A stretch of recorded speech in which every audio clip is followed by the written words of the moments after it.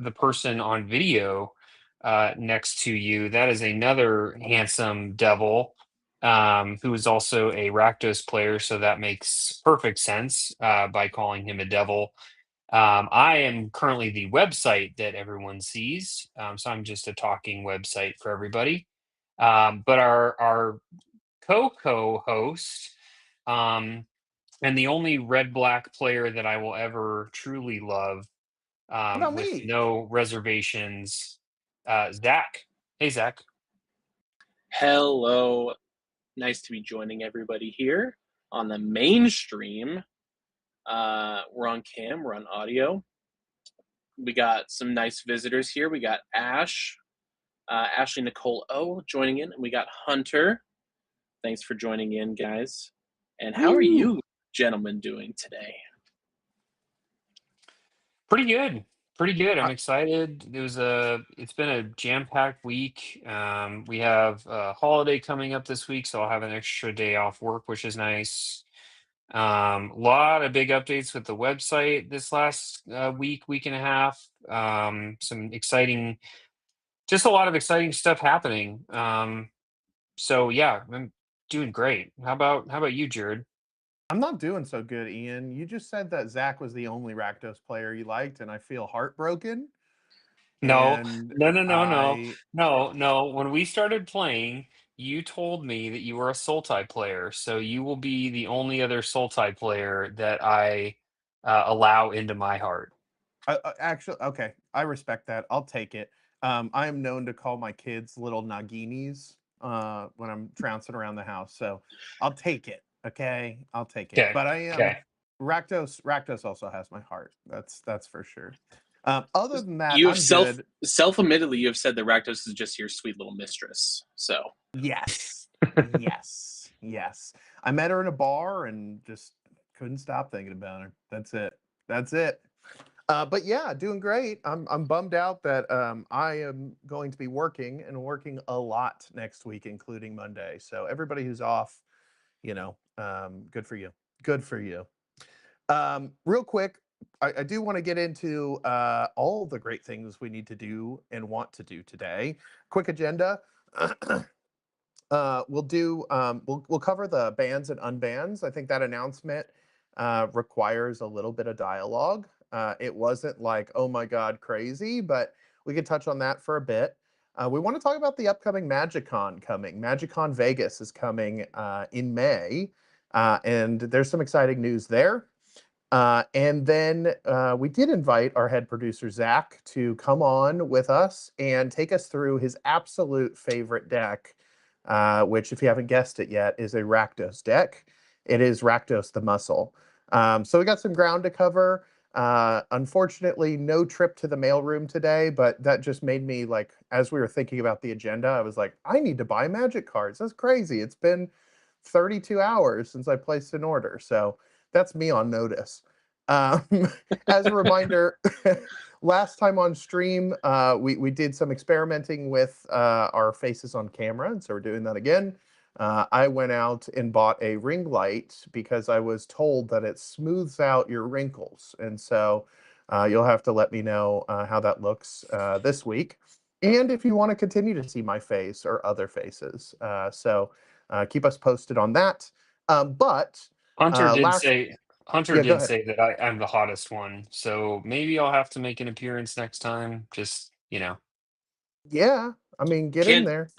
I can't disagree there. We do I did what sort of, the three of us look like we could be like at a family reunion together. It's yeah, sort of I mean, uncanny. we're all Pokemon evolutions of each other, basically. I'll take it. yes. I just won't ask what order.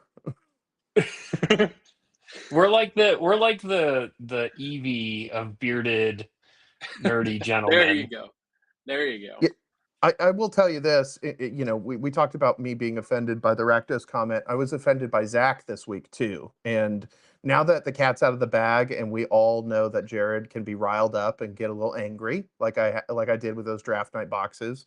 Hmm. Zach sent me a message, a text message, and he said, "This guy reminds me of you, or this guy's style reminds me of you." And he sent me this influencer, magic influencer, And no knock on the guy, but the video in particular was him doing a caricature of a really annoying Magic player.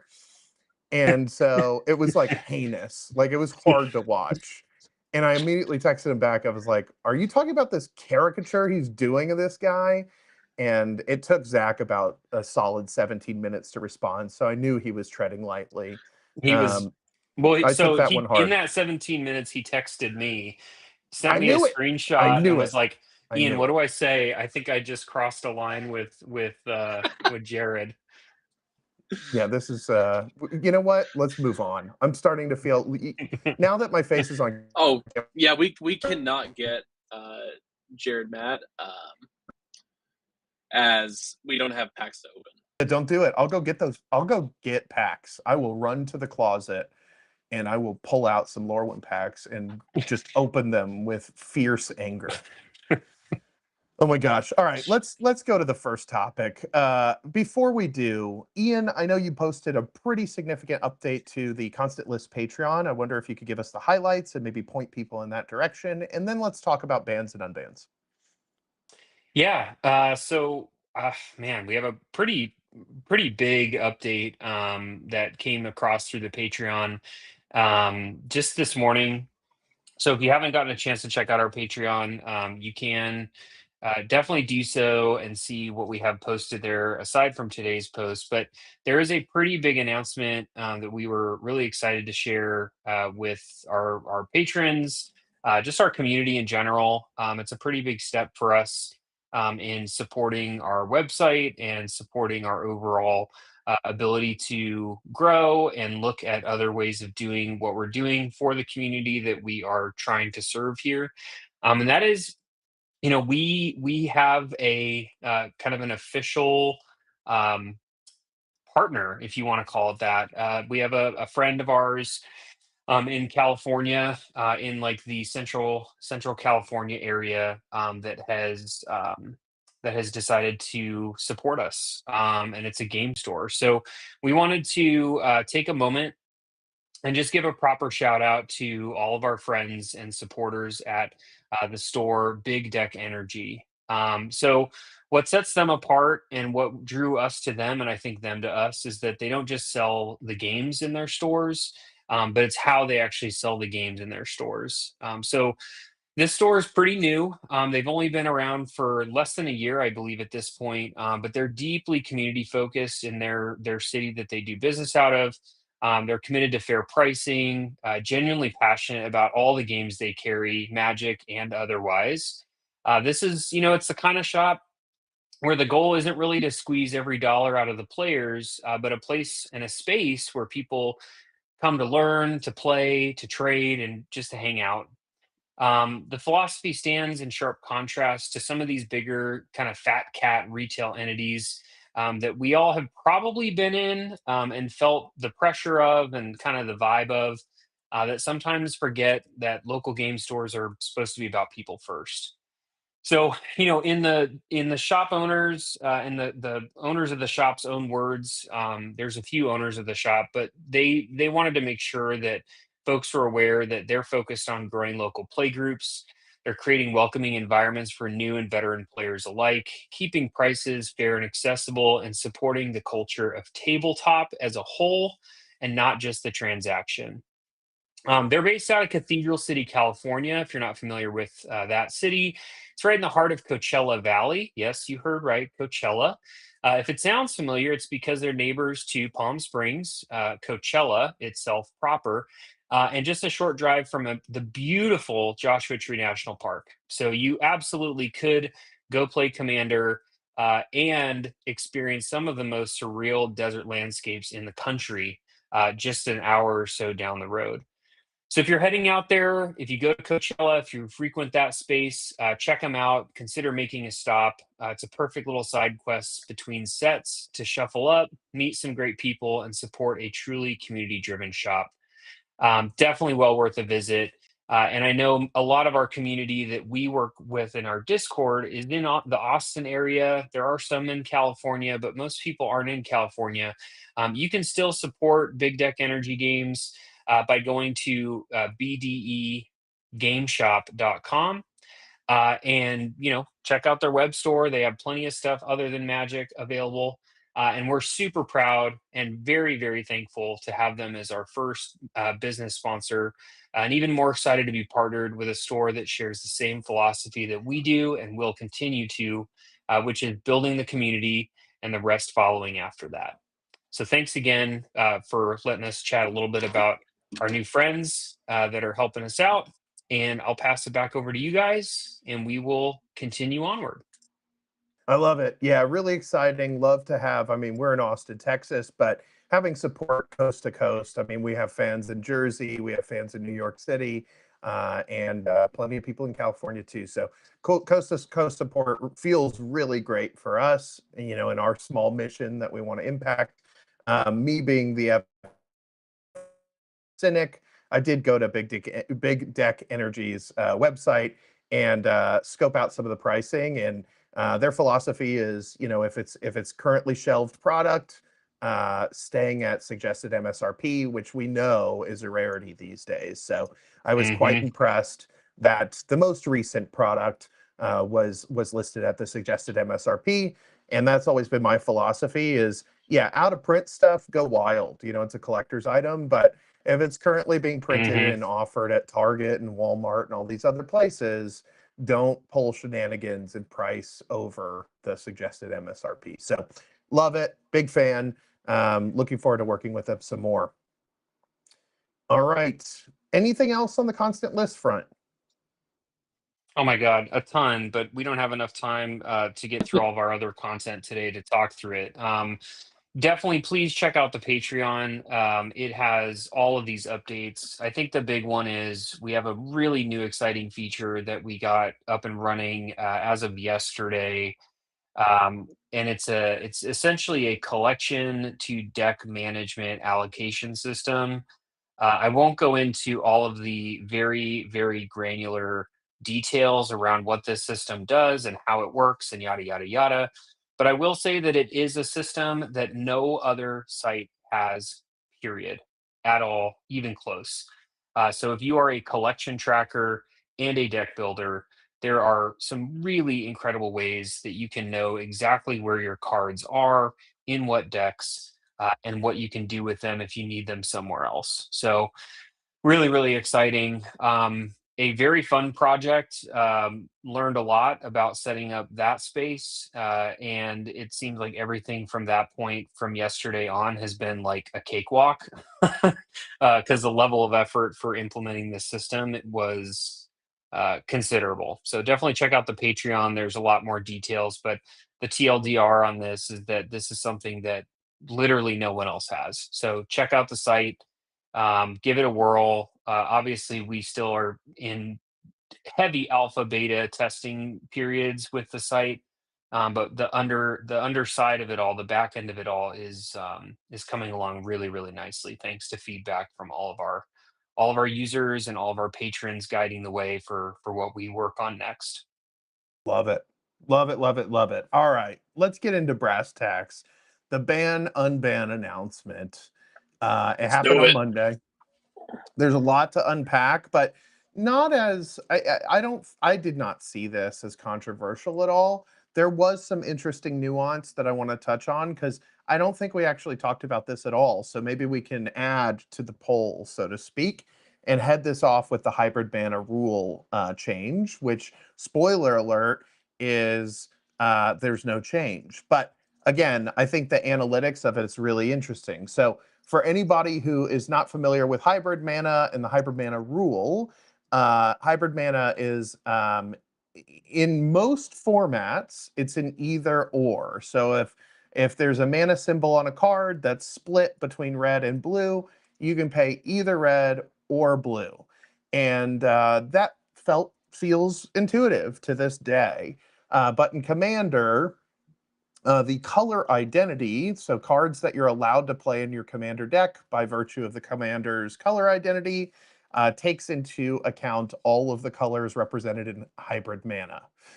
So if you've got a red-blue hybrid mana symbol, you can only play that in a deck that has a commander that has both red and blue in their color identity. So there was a lot of a lot of hubbub around changing the hybrid mana rule to truly align with the rest of the formats and color identity being either or. There's certainly some downsides and upsides to this, but I'm curious, you know, chat, let us know, were you in favor? Were you against the hybrid rule change? I, for one, was in favor of changing the rule, but soft favor. I just sort of like didn't care all that much. And I'll give my position, and then I want to hear from Ian and Zach. My position is the hybrid rule, as it currently still is, because it's unchanged, um, makes it so there are cards that sit in your binder that you would like to use but can't use. And so I'm all for maximizing your collection and being able to use all the cards that you can. And so for me, the hybrid rule sort of takes that down a notch. There's a lot of cool hybrid cards, like a lot. And most of them are sitting in my binder because they just don't happen to go in decks that possess both of the colors represented in the hybrid. So Ian, what's your thinking? I'm a hard no on hybrid change, and it comes more from the mechanics behind the card, and hybrid mana cards they tend to be aligned with the hybrid mana colors associated with their card. So you would be getting, and it's not like heavy heavy out of color pie potential change, but if you were playing actually, we can take one of the cards from the unban list, which was Lutri, right? So Lutri is a hybrid mana card. And you know, on the surface of Lutri, he's got flash and he's got a spell doubling, a spell duplication effect. In my, you know, and these are loosely blue and red. These are blue and red effects, right? Blue is much more in the flash space, in the otter space. Well, otter is kind of both blue and red, I guess, when we look at things, but really the flash space. And then the spell doubling effect or copy effect is more in the red space. So if you were playing a mono blue deck or a mono red deck, you know, you would be essentially, you would gain access to abilities or to parts, you know, synergies of a card that don't necessarily align with the mono color that you are looking into. Yeah. And Lutri's kind of not, in my opinion, it's not the best example, but there's plenty of examples out there where, like I don't like hybrid mana so much that I wish Blind Obedience was an Orzhov card, but it's not. You can play it in a mono white deck because the extort ability doesn't count as black or white, as far as color identity. But I think it's bullshit because if you play a card that has an activated ability with hybrid mana, then that does affect the color identity for that card. So, you know, I think they should keep it as it is. I think it and listen, if they changed it, I would be the person in chat or in Discord, you know, saying, "Hey, maybe we should play a format where we play with the old commander rules." Like, I really just think it opens up colors in a way where you do have access to things you normally wouldn't have access to. I think it can kind of warp the the landscape in which you're playing on. And I think that the fun part about Commander, for me at least, with Singleton, is there are cards that are off color pie. They already exist. They're in, you know, random sets all across the collection, of cards that are out there. And I think part of the fun is like, let's find the ones that exist and see if we can work those in. We don't need to open up the floodgates, in my opinion, to, you know, all these other cards being available for any color deck. So my 2 cents on that. Yeah. Yep, and again, I'm soft on it. So I'm a soft yes, change the rule, but I'm not fervently in that category. And my basis is really about, you know, maximizing your investment in cards, being able to put as many cards as you Listen, can in decks. here's the But I thing. I see you. think I hadn't thought about it that way, Ian. Like truly, like I know the a lot of channels have talked about like the hybrid color, and then the other portion of the hybrid is colorless, and how that would screw up the whole sort of rule change if that were to happen. But I hadn't heard this sort of color pie philosophy thing. I'm a sucker for color shifted cards. Yeah. I want to make a white deck that feels like a black deck. Dude, So one of my favorite counter spells is the Dash Hopes. It's a black counter spell. Like, mhm. and it's a Yeah. hard counter unless your opponent pays 5 life. Like, those cards are super cool because they're off color pie, so you can do things. Imp's Mischief is another good example. Not a counter Yep. spell, but it's a Yep. it's a spell change effect in black. And those cards are very Withering Boon. Withering Boon Withering from Boon. Mirage. Yeah, there's just all these cards that exist that I think I personally have wanted as a player to expand my knowledge of the cards, to seek cards out that maybe are unplayed, underplayed, unknown. There's my favorite thing to do is pull a card out in a game and have people say, "What the hell is that?" Like, I basically won a game in our last card night by playing Overgrown Estate. Probably nobody knows what that card is. It's this random bad card from like Nemesis or something like that. And it just lets you sack lands to gain 3 life. That's all it does. Um, but it's stuff like that that I think it challenges us to be better players. And I think that's a big part of the game, at least for me, is trying to stretch myself and think outside of the box or try to find other ways specific color still remaining in that color. Um, yeah, and I agree with Hunter in chat. He's saying it would pathetic mockery of its true self. I think I can't agree more. I think these types of rule changes, I think, should be handled in a pod. Like, if a pod wants to make their own format where hybrid mana is allowed, let's do that. But I don't think that the rule needs to affect the format. I don't like the term because I feel like it's just been overused over the years, but Yep. it's a conversation you can have with your pod and say, hey, like, how does everybody feel about doing hybrid mana, Yeah. available for monocolor, for the colors, for any color identity associated with it. Well, and that's I something imagine that if there'd be some people that in our pod that would want to do that. Sorry, go ahead, Sure. Zach. Sure. Oh, you're good. I mean, I think that's also, if I had to speculate, I think that's why the rules committee didn't change it, because even though it's up for discussion, if you saw the update on Wizard's site, they talked about it was very divisive. It Yep. was very split in every different category. And I think that's when you get something like that, that's like, okay, we're gonna leave it up to the players. We're not gonna change this rule. We're gonna leave this up to you guys. You guys can play this Yeah. how your pod sees fit, so that we're not altering the way that everybody is playing this game. Yep. Yeah. Yeah, and And I I was going think to mention the half-half too, and maybe I'm more cynical. I feel like Wizards was like, "Ugh, it's 50-50. We can't confidently make a change here." But what I will say is my confidence is very high that we will never see a hybrid rule change now that we've crossed this threshold because of the design space. The more cards they make with the current hybrid rule in mind, the more broken it would be if they changed it down Yeah. the line. So, Yeah. so I think the likelihood of this changing in the future is very small, and I think the design space around hybrid mana sort of relies on this not changing. And we've only got I think it's like, is it 75 hybrid cards or something? It's not a very big size, but they're just going to keep coming. Oh no, Um, there's got to be more than that many. I'd have to look, yeah, but maybe I'm crazy, there's but it wasn't as There high are as I thought it was. there are 539. Yeah, okay. So 539 is a lot more than what I said, but it's still like kind of like a drop in the bucket, all things considered.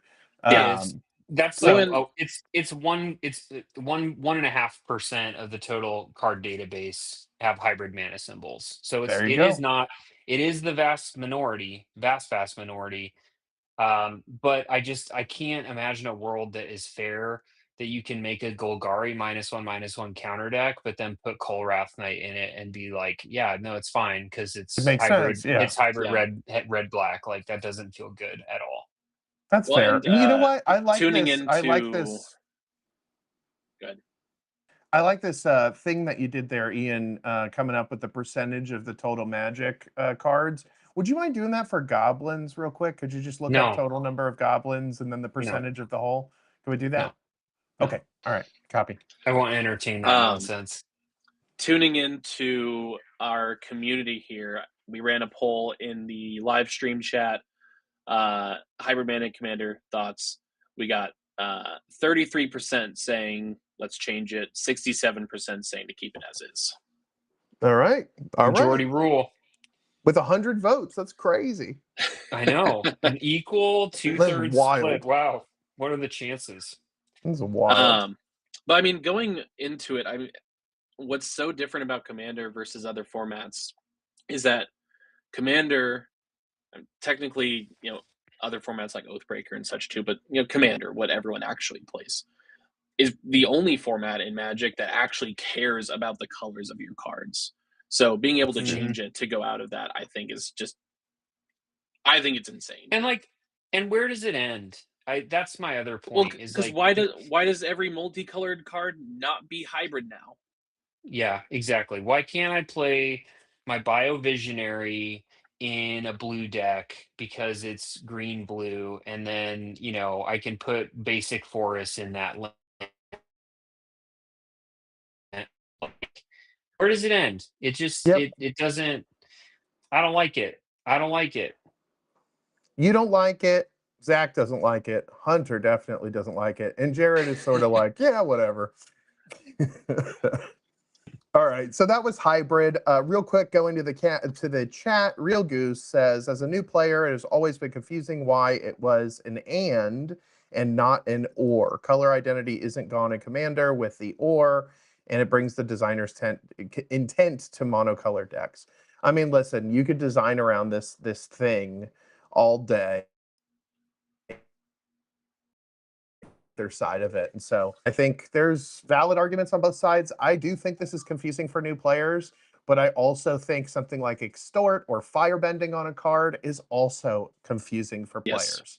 And so this is sort of one of those things where if you know, this is part of like upgrading your skill, I suppose. If you can succinctly explain banding to somebody, then you know you've reached a certain level. You get a pat on the back. You know. I mean, Yeah, you can play if you can if you can explain banding, you can play banding. That's the rule conversation with that mechanic.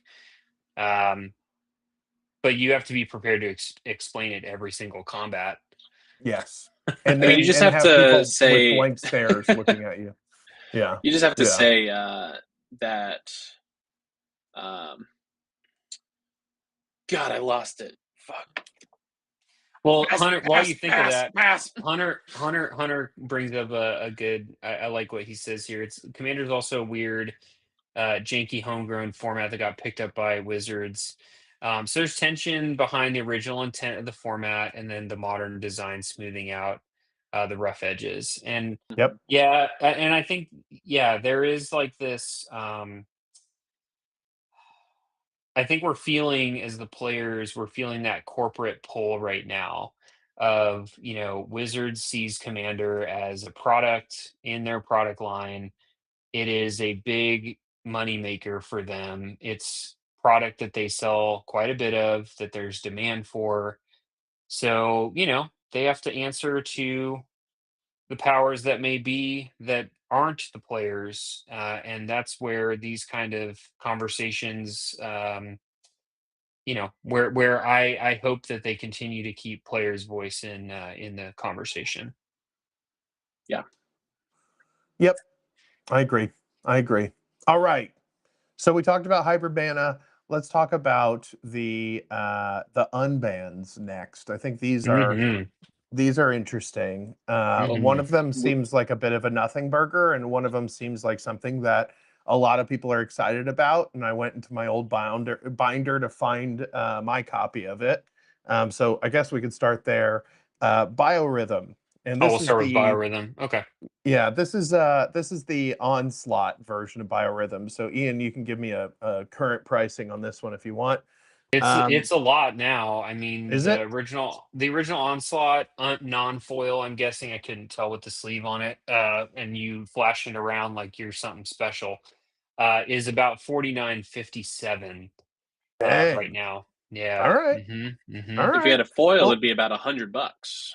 maybe I should put it in something. I could put it in Brennard. I mean, we know I'm that's surprised. everybody's I'm favorite deck. surprised you literally didn't pull that out of a box unsleeved and like throw it around like like all your other cards that give me anxiety in your Well, binders. I did. I just did it probably a year ago, and you just didn't get to see me sort of do the dance of dancing with my biorhythm. Um, It did jump up. It was at about $4. it was Yeah. at $4, and now it's at $50. Yeah, Yeah. dude. Yeah. Jeez Louise. Okay, I got to look through my Yeah. bulk boxes because there might be a few of them just hanging out in there. Onslaught is one of my most collected sets from, my teenage years. So I tend to have It's a a lot great of the set. Onslaught. I've got a lot of the Onslaught block stuff. Yeah. Onslaught's Um, great. so what does it do? It's 8 mana, which is part of the reason it's like just unban it. So many cards are basically win on the spot for 8 mana, and this isn't quite win on the spot. Six Real green green. Each player's life total becomes the number of creatures he or she controls. Yeah, before we get into the minutia of this card, I think it's important to highlight what Real Goose said in chat, which is What do you say? that Biorhythm is worth more than the last three sealed products that you opened easily. That's Easily. it. That's it. I'm walking. I'm walking. I'm going to the cabinet right now. I can't believe you all. I'm well, still and here, but I'm getting angry.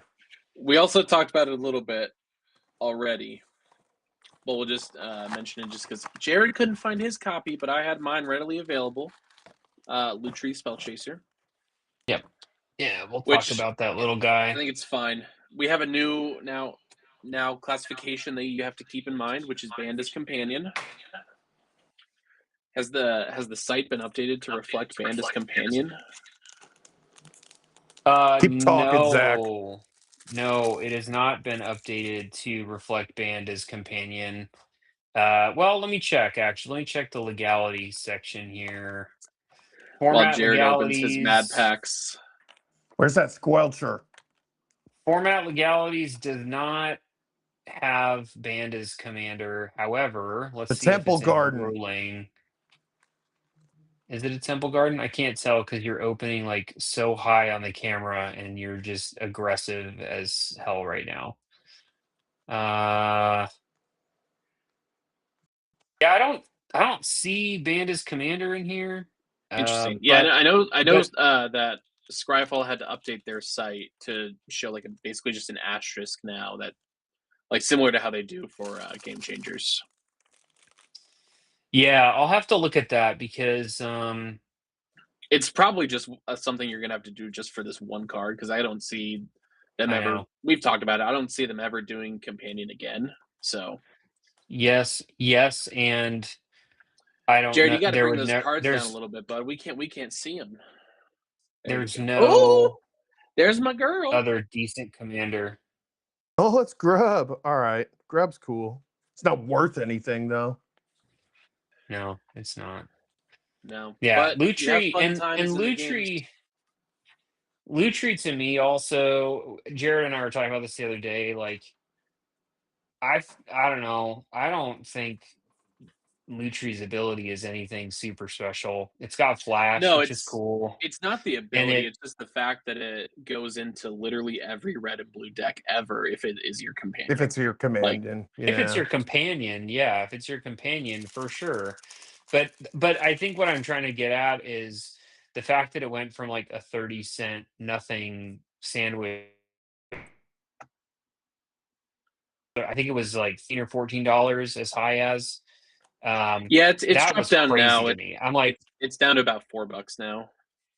yeah, I see that. I see it at five and a half right now. Wait, I mean that's maybe from earlier today prices, but yeah, It's I full. just I don't know. It was clearly just a like cash grab, and it's kind of funny. Like we were just talking before the stream today, and we're like, oh yeah, how many people in our community are gonna like not get the shipments for this card that all of a sudden they don't have it in stock because they paid 30 cents for it. Yeah. By the way, and Jared, those shops. $1.95. Total Yeah. for everything? No, for the Celestial Reunion. Oh, okay. All right. Well, the Temple Garden's got to be worth something, right? $9, Yeah. $8. It's probably It like was the six, it was the six or base seven. it was the base print. How dare Temple you? Garden. Yes. Just the lame base print, $6. Yep. Yeah, Whatever. 6.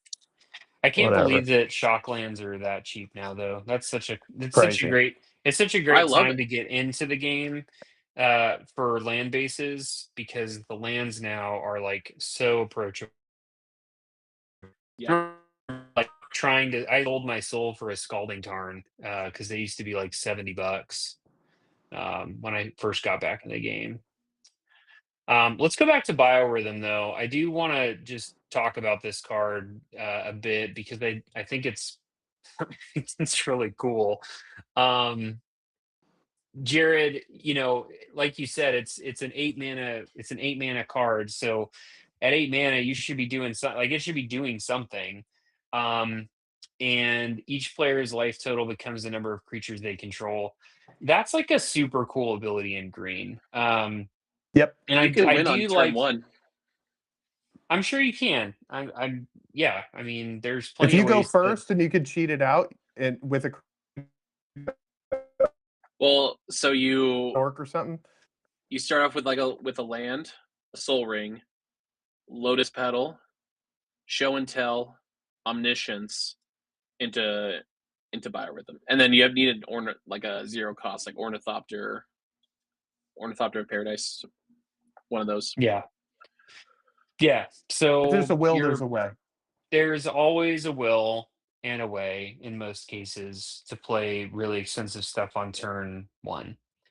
I do Um, like one thing I do like about Biorhythm is it can just kill a person. If they have 0 creatures, it will in fact just kill them.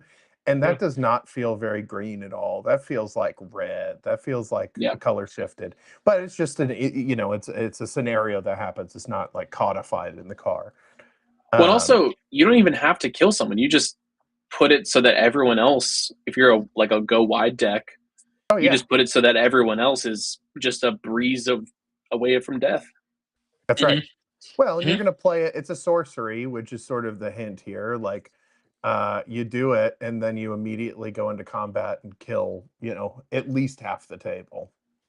You won't play it until you're ready to sort of take out at least 1 to 2 players, either through combat or just killing them because they have a lack of creatures or whatever.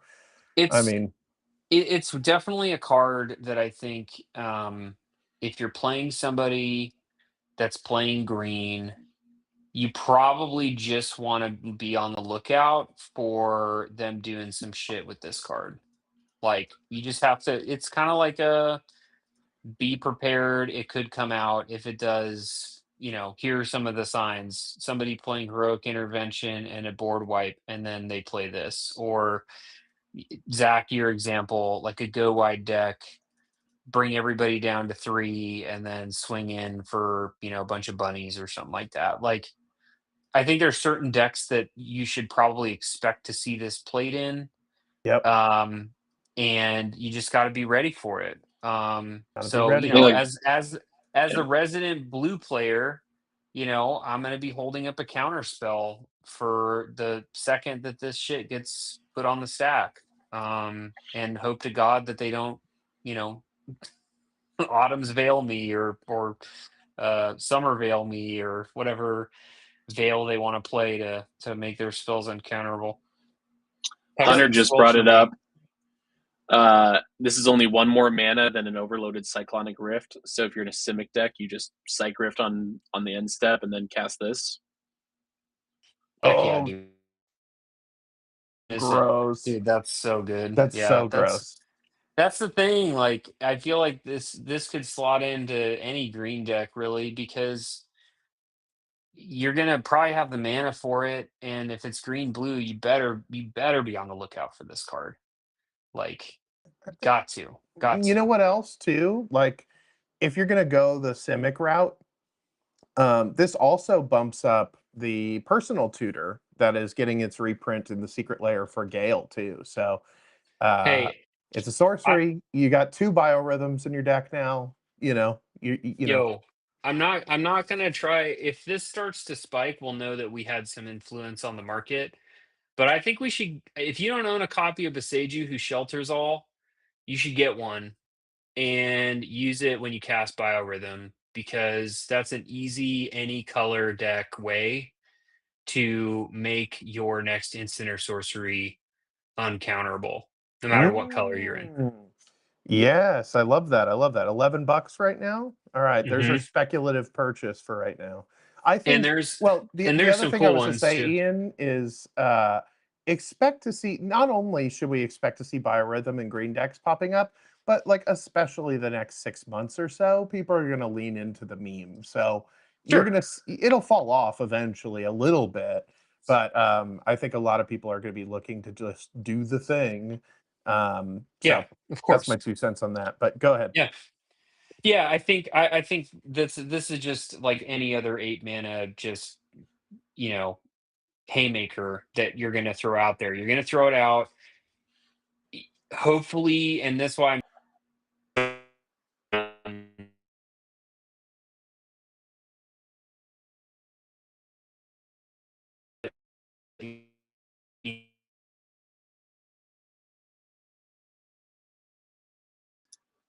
Looks like we might be having some technical difficulties here on my side, possibly. I lost Ian and Jared here. I don't know if they were lost on stream, but looks like they're Uh-oh. flowing back in. We're flowing. We're we're flowing. Can you flowing. hear me? We're flowing There back we in. are. There we are. I don't know if it Yeah. was lost on stream, but I lost you guys on my side. Oh, You have Verizon, you know? What are you gonna do? yeah. What are you gonna do? I love Hunter's comment though. How many times have you seen coalition victory since it was unbanned? Exactly 0. Zero. And I threw it Zero into my one zero deck that times. could run it and have never played it. Don't care It's to, like it's like mostly. any win. It's like the mini game I play every game. Like, Yep. when the game affects, you're just you do it or you don't, and that's going to be what it is. You could protect this in some ways, but I really think it's one of those, like, hey, that's cool. I won with Biorhythm. Like, that felt good. And you're probably even going to go so far as to say, I want to try to take everybody out with Biorhythm but myself. Or otherwise, it's not going to be as cool, if I just take one person out or two people out.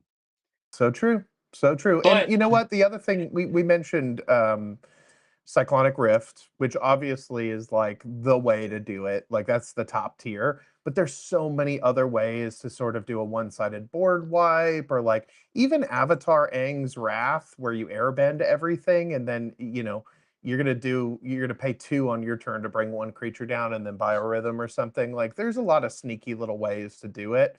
I'm yeah, sure we'll see a lot of it the next 6 months. Mm-hmm. But I think it's totally fine. I think it's a fun thing to happen that everybody is like, oh my god, this crazy thing happened. It doesn't feel like salty yeah. as much as some other stuff There's would. there's saltier stuff out there. Like, Yep. we just had a I was at a table when we played last, couple weekends ago, and I was playing a Crick deck, and they demonic consultationed to win, and I was like, "Oh my god, this is my nightmare." Like, oh, no, no, no, it wasn't the Crick deck, it was for the Crick deck, they actually, they grabbed Opposition Agent and had out Marilyn, so Mm. that was super cool. We counterspelled that off the board, but that same player in a different game demonic consultation into Athasa's Oracle and won. Mm. So, Yeah. like, Cool there's stuff stuff. out there that just is gonna happen, and it doesn't cost 8 mana. That's right. Yeah. So, yep. And Well, there's also stuff that they talked about possibly unbanning, like things that were in conversation. Sundering Titan, Iona, Shield of Emeria, and then Gristlebrand. Mhm. Gristlebrand would probably be the most reasonable if I said of anything, but even still, very easy to abuse. Yeah, of course. I mean, anything is easy to abuse if you put I your mean, yeah, brain to it with magic. Yep. as am I. Yeah, All that's right. true. That's true. So we talked about biorhythm. We talked about Lutri. One piece of note, I don't think we touched on this, but anytime they're unbanning cards, at least in Commander right now, they go onto the game changer list. And so biorhythm just kind of shifts from unbanned to game changer, which I think totally makes sense. It doesn't require a ton of discussion. I Um, don't think Lutri's a game changer. No, Lutri's an exception because it's just banned as yeah, they've got the because Lutri like it's not that Commander game ban only. shifting. Because you Yeah. already It's have not other stuff in red and blue that has flash and does the exact same effect. Like they're not all yeah, game Yep. changers. it's not a good card unless you can use it as your Yeah. companion. Hey, Yep. don't tell our community that we have some otter I defenders. know we have Grant's Otter deck, which I still every time I'm not around is when it pops off. I think I like am some sort of weird jinx for that deck. But yeah. Yep. All But right. speaking of game There is a changers, there What? is a card that I'm very excited it got the s- attention it deserves. so Well, make sure you happy. bring up the correct Final Fantasy art because that is our favorite art of all That's time. Ian correct. and I's favorite art. It's so sinister. Tidus pushing Yuna And it's off not the controversial ledge. at all. Bye bye. No. See you later. Farewell. Yeah. Yeah. Yeah. Well, Jared, it's because once he lets go of her, he's going to disappear and it is all a dream. I remember when I He's beat Final saying Fantasy X, goodbye. when, when I beat Final Fantasy X, I was never more disappointed in the end of a video game than the end of that video game. Yeah. Yeah.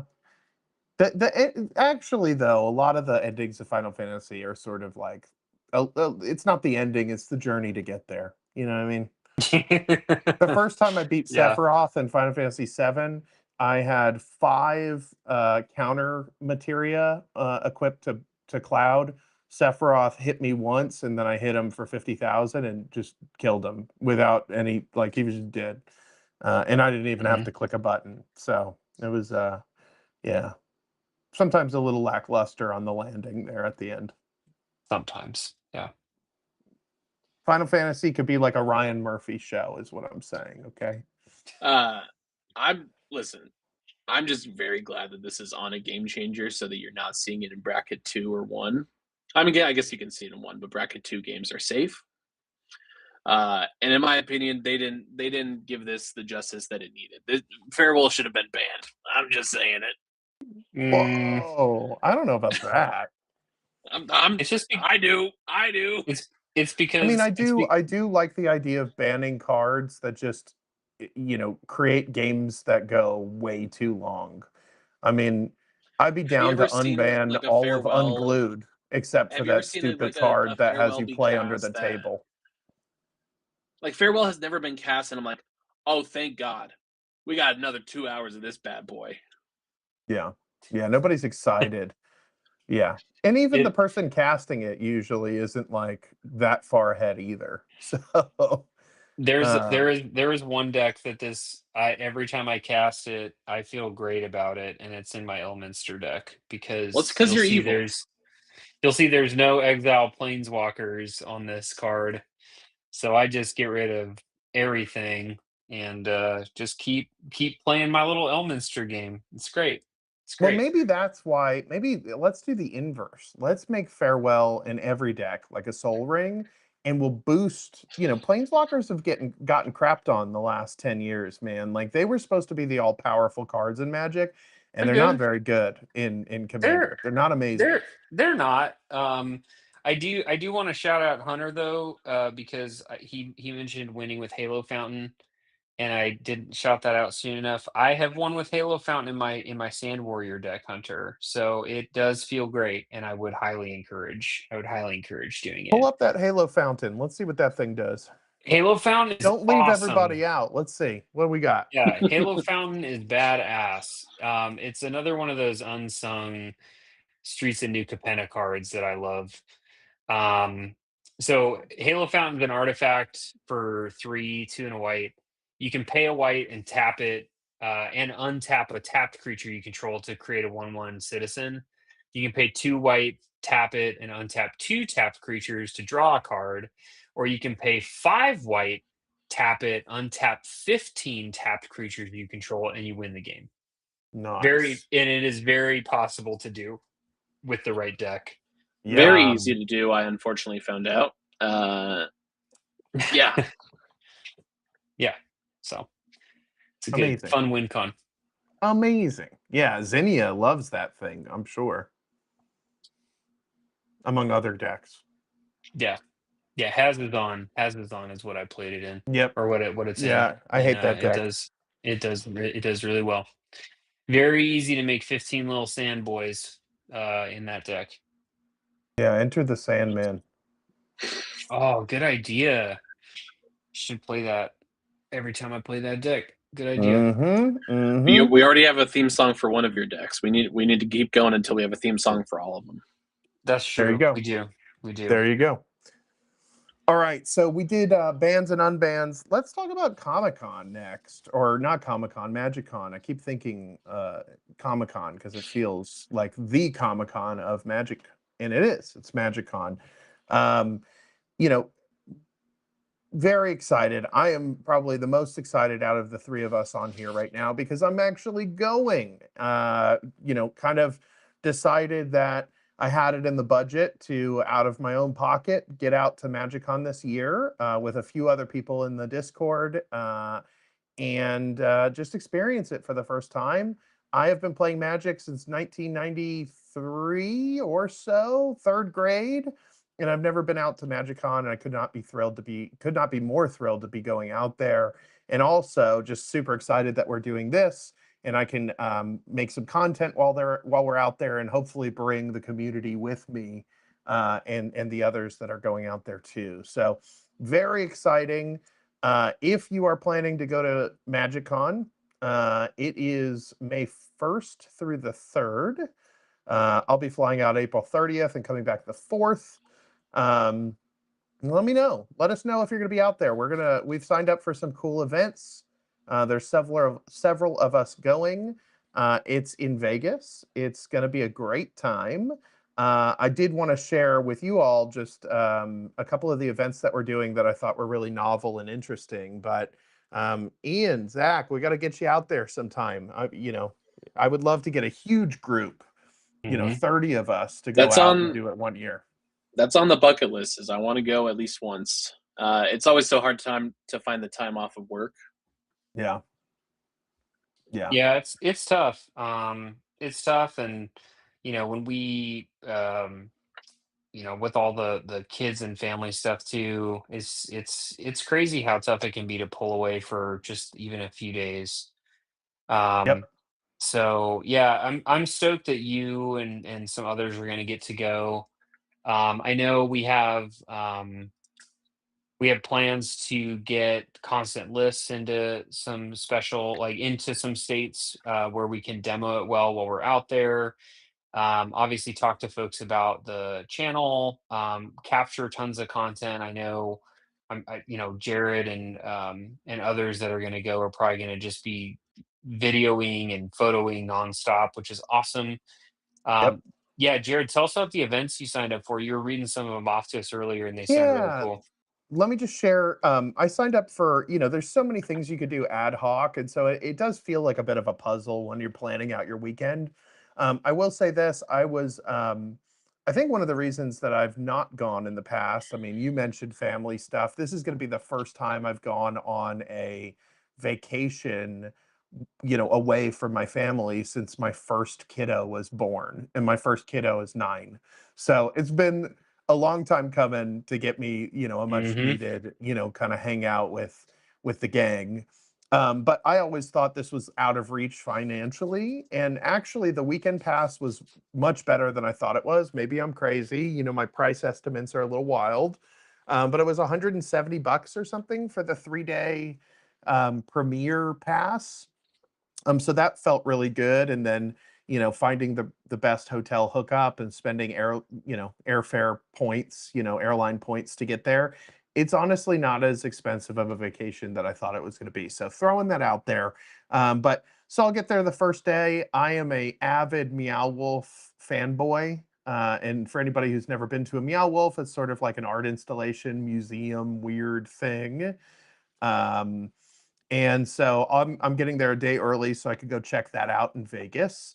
The Meow Wolf in Vegas, for any that are familiar but aren't sure what's happening in Vegas, is like a supermarket that's been invaded by an alternate universe. So it's like a kind of a walk-through crazy thing. I've been to two of them.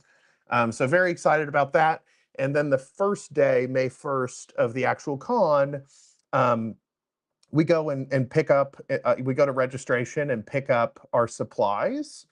And we've got two all weekend events that we'll be picking up supplies for. And so one of them is a Commander and Cocktails event with Brian David Marshall. And that one is essentially sealed Commander. So you get 24 assorted boosters. So it's sort of like Chaos sealed Commander. You get a tiki mug, you get a recipe card, and then you get invited to this cocktail party.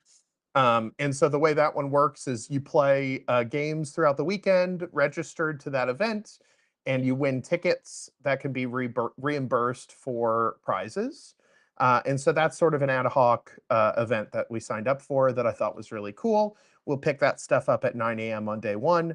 In addition to another event like this that's hosted, that one's hosted by Veggie Wagon, who's a pretty cool Magic influencer. And that is a pin trading event, but it's sealed. So it's a sealed Secrets of Strixhaven event. Again, we pick up our supplies the first day, and build a deck, play games throughout the whole con, and then you get sort of this invite to a exclusive party. And so that's the second one. So those are both ad hoc events, and I like those because it lets you kind of pace out your play, and you're not completely committed to, a 4 or 5 hour block, which is typical for a lot of the events at the con. So I did sign up for a few of those. The two that in particular felt like the most interesting and novel were first on day one, mid-morning, we're doing Unknown with Gavin Verhey. And that is a charity event. And I've heard a lot of people really enjoy that event and talk about it for years. It's basically, you don't know what it is. It's some Magic format. You're getting some cards to play with. And my best guess is when you don't know what you're getting, they probably do their best to make it feel really worth it. Otherwise, you're just going to have a whole, like maybe hundreds of people that are angry. So I felt like that was a good investment to do that event. And we'll see what Gavin has to say and how that one gets organized. That's like a good half of the day. So again, they probably need to knock it out of the park or people are going to be big mad. And then the other one, it's interesting because it's Secret Lair is presenting this event, but it's a brand new Wizards of the Coast game that has not been announced yet, and it's probably the first I don't think anybody knows what this thing is, and so it's going to be a 4-hour event where I suppose we get introduced to this new Wizards of the Coast game, and maybe a tutorial and some rules, and then we play it, and we get to keep cards or tokens or whatever it is. I don't know if it's a TCG or what. I So think it is a TCG. Zach, you might know too. I'm pretty sure they said it was a trading card game.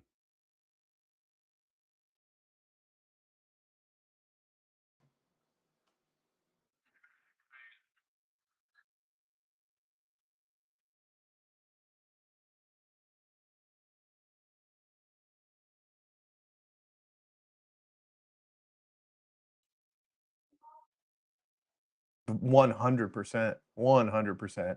And I know we have a bunch of friends in the community that play sorcery and are constantly getting us, trying to get us excited about sorcery. And I'm down to learn, I'm down to try it out. Uh, but getting in at the ground floor Oops. often means if the game takes off, you've got quite a nice investment on your hands. It's like if Yeah. I could go back in time and and learn about Magic and play with some alpha cards and get to keep them all, like I'm sure I would be real happy today if I got Yeah. to do that. So Yeah. seems really cool. Yeah. There's an aspect of investment that I know some people have talked about. I've heard more people almost murmuring about it in that way, as getting in on the ground floor of something new, and um, what that might look like. I It's don't always know. exciting. It is exciting. I'm on the fence about it. It's tough when you've invested a lot into a game to step into something else. Yeah. So I'm curious what it is. I'm obviously curious what it'll be, but what that's going to mean for this game and potentially other games that are out there as well. Because Hasbro Hasbro is gonna probably funnel the money needed into whatever they need to right now with Magic, considering what kind of money it's bringing in for that company. So we'll see. It'll be an interesting month of May and beyond. I think once that all pans out. Absolutely. Um, yeah, very excited about this. Again, if we can get more of us together and organize larger groups in the community to go at the next MagicCon, or maybe do it annually. Shoot, I don't know if I could make that happen, but if I can, I would love to do it. So voice your support, and yeah, catch us there. We won't be live streaming per se, but maybe we could figure something out. Maybe we could do a quick update from our hotel room or something. But we will be sending in content and posting. So catch us there. It'd be We'll amazing. find what works for the channel. I'm excited to see what it's like, your experience, all the games that you get in, if you get to play with anybody exciting. Um, the unknown event. I hope that at some point we get enough recognition that we get cards made after us. That'd be the coolest. That'd be amazing. That'd be amazing. Amazing. All right. Yeah, Real Goose said next one is in Amsterdam. Let me tell you, I've always wanted to go to Amsterdam for a number of reasons. And that would be awesome. That would be amazing. And I would probably try to bring the wife with me, even though she's not a Magic player, but maybe make a week of it, All right. That being said, I want Zach to have enough time to talk through his absolute favorite deck of all time. But before we do, let's just do a quick shout out to the thing that started it all. It's Constant List. This is what brought us all together. This is what kind of started the community. Thanks to Ian coming up with this harebrained idea to come up with a Magic website that does all the things that you wish Magic websites did. So if you played Magic long enough, you already know most Magic websites weren't built for how the game actually gets played. Constant Lists exists because we wanted tools that keep up, fast, clean, no friction, built for players who understand priority, timing, and why the interaction matters. Constant List is a community-built MTG platform for deck builders, collectors, traders, and people who have learned Magic the hard way, and especially Goblin lovers like Ian. Decks, collections, pricing, decisions, and rules moments that make the table go quiet, all in one place without fighting the UI. Here's the difference. This thing's built in public. Every feature starts with a real player need. If something breaks, it gets called out. If it sticks, it's because the community made it better. No corporate roadmap, no marketing fluff, just player-driven magic. If you want to help it keep it moving, that's where Patreon comes in. Constant support keeps the lights on. It's $2, y'all. Help us keep the website alive. Help us keep streaming. It really does help a lot more than you might think. Constant growth gets you early access. That's our second tier. And then our last tier, which we would never ask or beg people to join, Constant Core, is an amazing way to support the growth of our community that we're building. And it also puts you in the room where decisions get made. You don't have to spend $1. We would love it if you'd support us, and there's many free ways to do it. Following, liking, subscribing on YouTube, on Instagram, checking us out, just being a part of this with us really is what it's all about. So if you're done with clunky Magic tools and want something built for players who know what they're doing and want to be a part of an amazing community that now is coast to coast, check us out, constant-lists.com. All right. That being said, thank you for that brief moment where we could kind of talk about our website and our endeavors. But Zach, show us the big guy. Show us the big guy. Yeah. Well, before I do, I just want to show off this amazing deck box that I got from my good buddy Jared. Surprised me at our last time out at our LGS, and I was just very touched by it. Not only did he give me this deck box, I also got this nifty little playmat tube with my camera isn't set up to show it, but with a Rakdos the Muscle playmat as well. So thank you, bud. Meant a lot. Always my fellow Rakdos player. All right, well, let's get into it. Yeah. All right. This is the boy. This is the guy. A lot of people in our community have know and see this deck, but I just want to go ahead and go over it here just to talk about the spicy tech that I think makes the deck actually run. You can run this in so many different ways. I chose for Muscle Mania. This is a bracket 4, and the core loop of this deck here is using Rakdos basically just as a high velocity exile engine. So a lot of like aristocrat decks want small tokens. This deck wants high mana value, and we sacrifice big bodies for very little mana or just for free with Rakdos' ability. Rakdos says whenever you sacrifice another creature, exile cards equal to its mana value from the top of target player's library. Until your next end step, you may play those cards, and mana of any type can be spent to cast those spells. And the activated abilities can sack a creature. He gets indestructible until end of turn. He gets tapped, not a cost. He just becomes tapped, even if he's already tapped. And you can only do that once each turn to his own ability. But yeah, so you're sacrificing big bodies. You're exiling massive chunks of most oftentimes your library, but sometimes you want to steal from your opponents. When you're in a bind. But yeah, Ian's got the deck list up there on Constant, and I've got it here. I'm just going to reveal it card by card, starting off with one of the MVPs here, but I'll talk about it as we go. Like I said, the secret to this deck is the mana value. We use cards like Ingot Chewer and Shriek Maw. We pay the 1 mana evoke cost or 2 for Shriek Maw's case. They enter, they trigger their ability, and then they sacrifice themselves. They're both 5 mana value as the cost, so that's what Rakdos sees. So he's exiling 5 mana on the way out. So for 1 mana, we basically draw 5 cards. Kroxa, Titan of Death's Hunger, does a lot of the same thing, except for 2.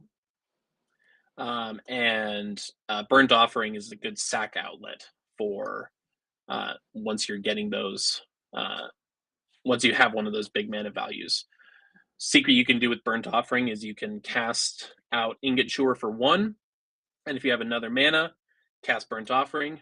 You get 5 mana value to cast Rakdos on. You could do it on turn 1 or turn 2 more reliably. But yeah, and then for sort of the revolving door effect, I like to call it, you keep the engine running.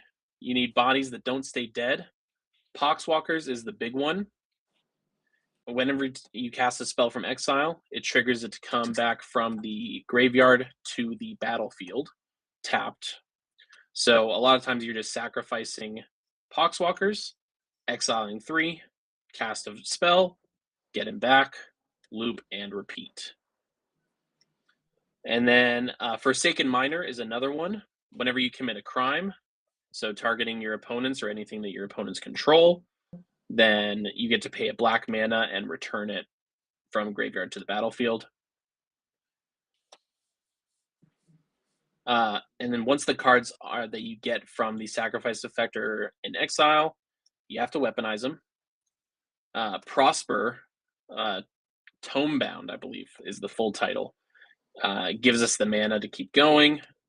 Anytime you play any card, a land, or a spell from exile, you get a treasure token. And we also have Nalfeshni in here. So any spell that you cast from exile is getting doubled. If it's a permanent, you get a token copy that sacrifices at end step. And token copies do have mana value, so it plays right into Rakdos. We also have Passionate Archaeologist, the background.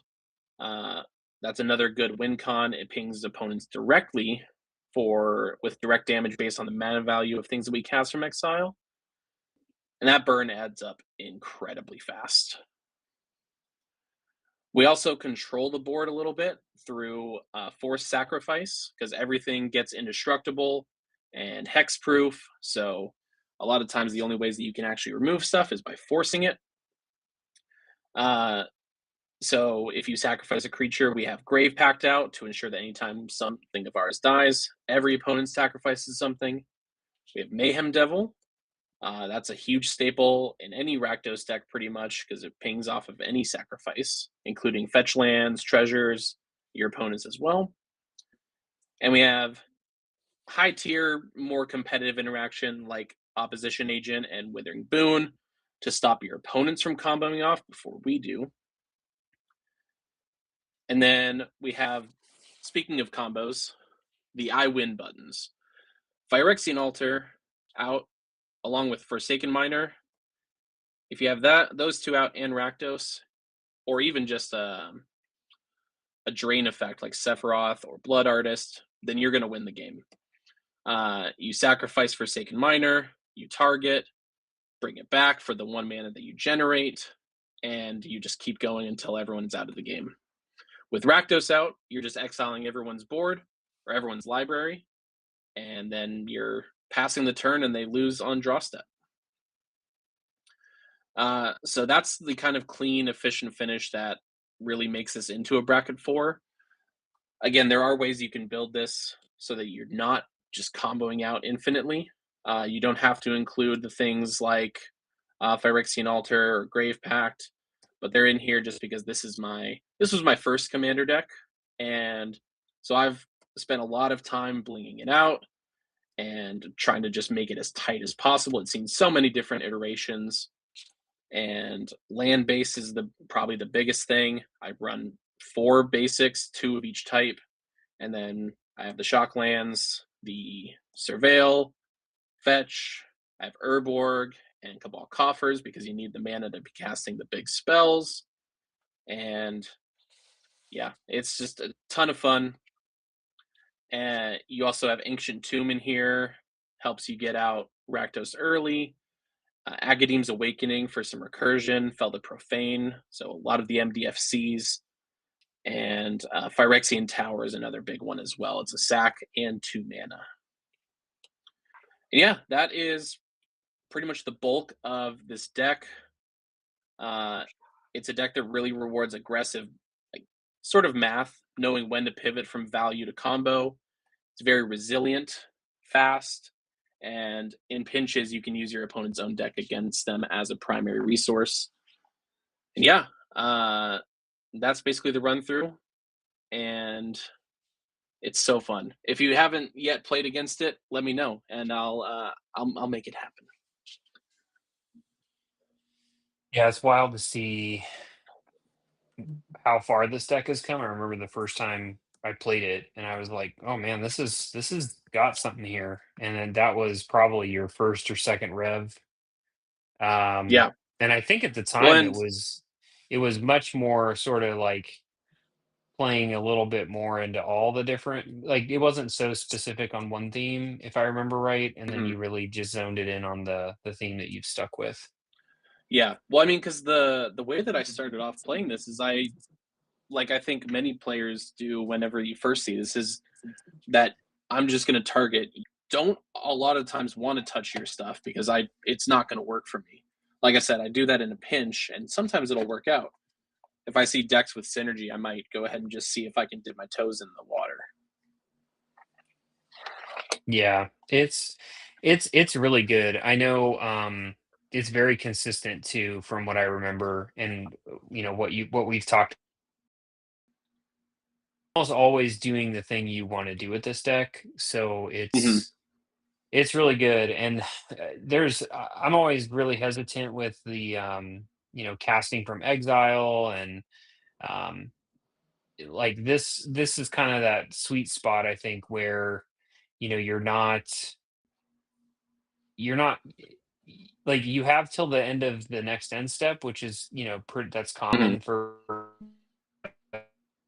effect, but at the same time, like, you really built it around the fact that, like, it's okay if those cards go away, Yeah, couple which like answers, and yeah. that's where it really comes into knowing when to target yourself or an opponent. Like if it's end of turn and you're sacrificing something as like a last ditch effort or something, you're going to exile from your opponent's library. Just if anything, you're not going to cast their spells. You're just going to take them away. Hmm. And yeah, I mean, like you said, Yep. you've personally seen probably every iteration of this deck. Um, and just Yep. to I've only give a seen shout out, final boss form, Zach. say again, Jared. I said I've only seen it in its final boss form where it's just brutal Yes, every single time. yes, you have. um, but yeah, I like, and I just wanted to give background here because we've talked about my connection to Rakdos before, and just to give more of a specification why this card, not the specific version, but Rakdos the Muscle, was in my very first pack of Magic that I ever opened. So Whoa, that's I amazing. yeah, Oh, I I knew didn't that know it that. yeah, I knew that it spoke out to me. It was a double rare pack actually. It was this and the Sword of Wealth and Power. Um, Whoa, good for I've Jeez. never that, dude. I've never ran Sword of Wealth and Power, but I'll always keep it. But yeah, that's how I got into this. It just spoke out to me. I thought Rakdos, he was cool. He's a flying demon. Found out that like the guild is named Rakdos, like he's the namesake, he's the parent, and so there's history there that I just wanted to also give insight for those who I haven't told why I am so into Rakdos as much as I am. I did not know that. I'm just gonna make fun of you even harder now. Um, Cool, no, that's love it. that's a re- no, that's super cool, dude. That is super cool. That's like my affinity for Omnath. I have a Omnath crush, because when that was like the first commander deck I built, was Omnath Locus of Mana. Um, and yeah, it was yeah. There's cards out there that get you like that, where you Yeah. have that connection with them, which is really cool. That's awesome, man. Mine as a kid was Avatar of Woe. Oh, dude, Avatar, whoa, And Arcade I'm Post, actually man. thinking about buying. There's an alternate art I didn't even know existed. It's like a Judge promo. It's not Mhm. that expensive, but RK Post is going to be at MagicCon, and that's like the Ooh. card that I would probably have them Oh, sign. that reminds me, like, I need to give you some cards and see if you can get signatures on them for me. If you have a list of what artists are going to be there, RK Post. If I get a signed Unmask from RK Post, oh my lord, that Well, would if you've be. got two of them, then I'll get them both signed, one for me and one for you, because I need one I signed. do. I have a play set. And also there's some other RK Post cards. Dawn Strider, I would love to get signed. That's in my Necrobloom deck. That card is awesome. Well, I'll tell you the Is Um, there top a three. I'll tell you the is top there a three. list? There's a list. It's a speculative list, but pretty good sourcing on the speculation. I think an insider, leaked a list, and the three that stood out to me are very obvious. It's Mark Poole, RK Post, and Dan Frazier. oh yeah, Mm, dude, So, nice. that's rad. so Yeah, there you go. I'll have to check out what I could have you take with you. Yep. Um, yeah, Zach. I mean, what was like with this deck? Like, was there anything about it that like when you were building this, what would be Hmm. like some advice that you would give to someone building not just a deck like this, but like how did you find how did you like develop your strategy? Yeah. How did that evolve over time? And maybe what were some things that got in your way, I guess, that you had to either overcome, or maybe, you did something or found something that just like made you play the game or the deck differently? Yeah. There are two cards that three actually cards that I remember always having in the deck, and then eventually cutting just because if you pull it off, it's cool. Um, but it just doesn't always work. I had Shadow of Mortality in the deck. Okay. If you want to pull it up on the site, so Shadow of Mortality I think is 15 mana, 14 in a Yeah. black. But its cost is reduced by how much difference of life total you have. 13 and Hmm. 2 black. So I had that in the deck because you exile 15 cards from someone's library. And then I would use this along with Ulamog the Defiler. Just a neat little Eldrazi. And that one actually worked quite well in the deck, but it was never a feel good moment. Like, I do like the sort of like gotchas, like, hey, this is gonna happen now. But I think like the Ulamog the Defiler effect, and this one too, even Shadow of Mortality, is it just felt overkill for what the deck wants to do and is trying to do. It gives you that sort of like, because if you're using it for value, it gives you a lot of decision paralysis. Like, oh man, I exiled 15 cards. I have 7 mana. What am I gonna do? Mm. So I think that was a big thing that evolved the deck as I sort of went. And then the third card is a Planeswalker Obnixilis. I forget which Obnixilis it is. It's the Rakdos one from New Capenna. Oh, Oh, yeah. I like that one. It's really good. I Captive play it in the Kingpin. Brawl version of this deck. Captive Kingpin, yeah. Yep. No. That's the commander. It's Obnixilis the No, Adversary. the adversary. Yeah. So, because for this one, it has Casualty X, which is you sacrifice a creature when you cast it, and you get a non-legendary copy of Obnixilis with starting loyalty of the sacrificed creature's power. Yep. And what I used to do in the deck is I would cast Obnixilis, sacrifice Rakdos to it, but I used to run a bit more of them, of the 1 mana, like when this creature dies, return to the battlefield. Sure. So I would cast Obnixilis, get 2 Obnixilis, and try to go to Value Town. But you didn't always arrive to Value Town, basically. So I think that's the thing, is like, I just had to learn to tighten things up to the exact synergies that actually worked, instead of trying to go the overkill route. I think that's probably a mistake that a lot of new players make, is trying to do so much in we have 100 cards in our decks, but you don't always have that much that you're doing, right? Yep. Yeah, and I think that's a good call out for newer players. You don't If have to there do are, all the cool stuff, right, yeah, Ian? Like that's yeah, the you don't, and it's a pitfall, man. There's so many cool things you can do with this game, and it's even hard sometimes to, like we just talked about, getting attached to cards for Yep. sentimental reasons. There's cards that I still to this day have to talk myself out of keeping in a deck, or talk myself heavily into cutting, because I just am like, oh, I just love this card so much. It's worth it. It'll be We worth it. I'll make it worth it. we need to Um, have an episode where we talk about cards that are like that, like we should either Oh, the that or 100 more sentimental similar, cards. like either just Yeah. like sentimental cards, or like even like the cards things we that are know that are staples, but then bad. you just don't play. Yeah, staples we don't play, cards we know that are bad that we always try to play, and like I mean, maybe like some sentimental cards that have a story about them that Yeah. brings us back to simpler times. Yep. And I'll say Um, my bad card that I always play is Red Elemental Blast. it's not it's good. It's like that's actually like a CDH card. And Like that's an yes, auto but include for CDH. it's also so narrow. Like It Pyroblast is is. obviously better.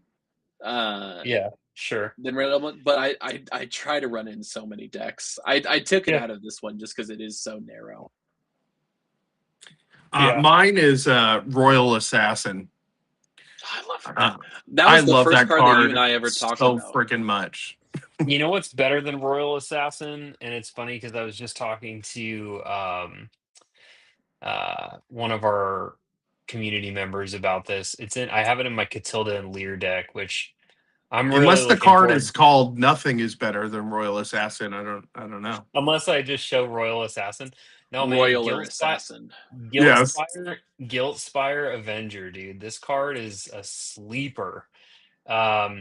It's Bant, right? So it's got Exalted, which is awesome.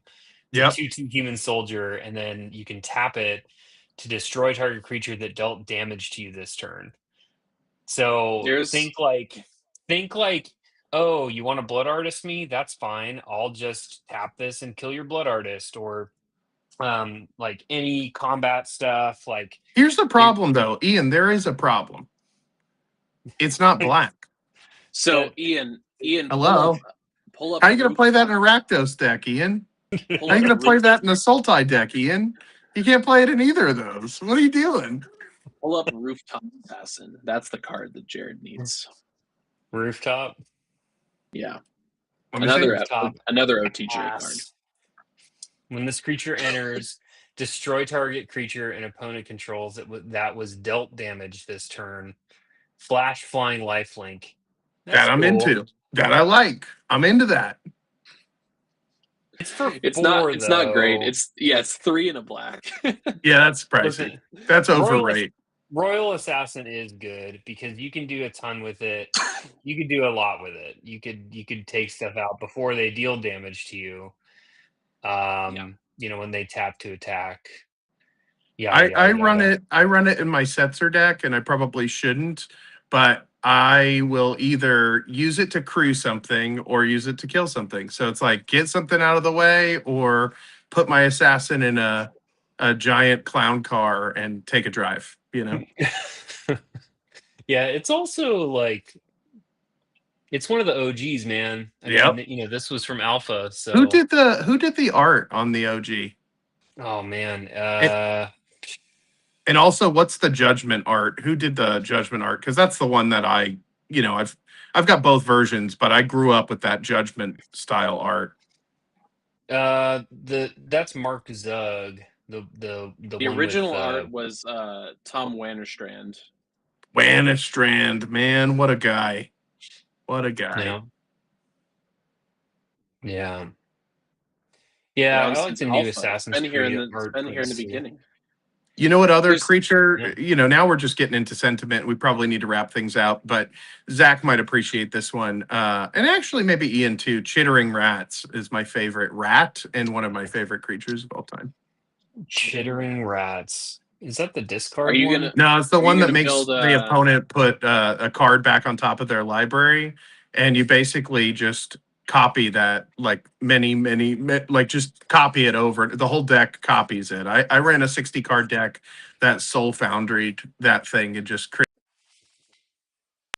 stacks out players. Dude, that's disgusting. You know what else does that? I think it's Volrath's Dungeon. Does something like that where you can pay 5 life to destroy the enchantment. Any player can activate that ability, but only during their turn, so that's okay. But you can discard a card, and target player puts a card from their hand on top of their library. You can only activate it as a sorcery, but there's some nasty stuff you can do with that too. And I think they did a list reprint on it, so that's cool. But it's 38 cents right now for the original Exodus printing. That's a spec right there. Dude, that's worth picking up. That's picking up. That's a spec. It's worth spec. Picking up. Great in a Madness deck or a Mayhem deck. Oh my god. Dude, great for any deck that cares about discard. Oh my god. And the stuff you could do with that, you could discard a bunch of stuff, make people put stuff back on top of their library, then like their next turn is just a dead turn, maybe. Oh, it's a beautiful thing. It's great. It's really good. The And then- other one, I'll yeah. give you one more because Soul Foundry is actually the secret sentimental card. That was the one that I used to copy Chittering Rats in my 60 card deck. But another deck I had used Soul Foundry and Meddling Mage to permanently counterspell cards. Meddling Mage, dude. That's an Ian card. That's an Ian card right there. That's an Ian banger. That is an Ian card. Yeah, that would be a really good card.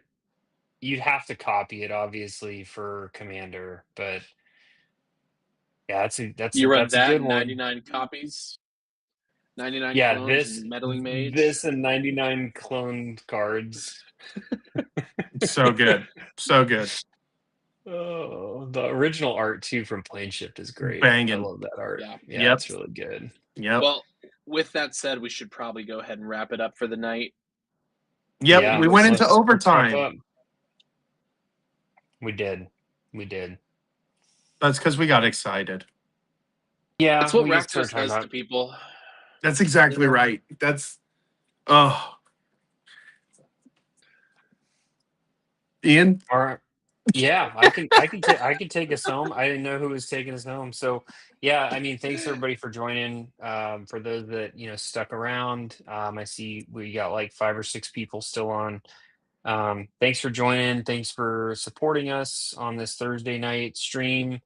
Again, like we're just constantly humbled that people choose to hang out with us on a Thursday and hear us chat about Magic and talk about what's going on in the community and with our endeavors and the site and all that good stuff. So just very, very thankful for just an incredible community that we have around us right now. Again, we'd be remiss if we didn't say, check out the Patreon, check out, the different tiers if you haven't subscribed. Every little bit does help. We're actually pretty darn close to offsetting 100% of our costs as it stands right now for the site, which is awesome. That's a huge step for us to continue to make constant lists amazing and ad free and really focused on players and not focused on that being any sort of revenue driver for us. That's a big priority for us. Just doing it the right way. And yeah, every little bit helps. Jumping on, subscribing here, following us on Instagram, telling your friends about us, bringing us up in your local game store. Anything that you can do is helpful to us, and just showing your support means the world. So we'll wrap up for the night. Thanks again. Thanks to my lovely co-hosts for joining today, and all the hard work I know Zach puts into this every week. Jared, Real Goose, myself, just thanks everybody for sticking around and hanging out with us, and we'll talk to you all very soon. We also have streams coming up this week. Clark will be streaming for us, I believe. We have Jared streaming, or not Jared, sorry, Zach streaming on Tuesdays. So check Don't those tempt out. me. I might do it. I might play terrible arena. I'll do it. Lord. You want to see me get mad? It'll be arena time. Don't cut into my space. All right, that's my space because I play bad arena. I heard you rat though. We're gonna do next stream. We're gonna do the Power Cube. I've been doing some testing. Yeah. It's been fun. I cast a Black Lotus. There you go. That I opened from a booster tutor. There you go. Okay. Yeah. So streaming, tons of stuff. If there's ideas y'all have for content or things you want to see from us, please let us know. Your feedback's shaping what we're doing. So thanks again. Have a great rest of your Thursday night, whatever's left of it. And we'll talk to y'all very soon. Take care, everybody. Thanks, everybody.